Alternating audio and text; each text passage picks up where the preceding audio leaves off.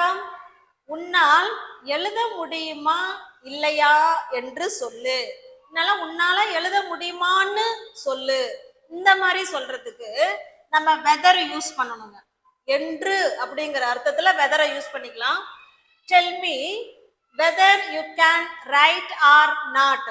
உன்னால எழுத முடியுமா இல்லையா என்று எனக்கு சொல்லு. ஓகே, நெக்ஸ்ட் பாருங்க. Tell me whether you can read or not. உன்னால படிக்க முடியுமா இல்லையா என்று சொல்லு. Tell me whether you can read or not.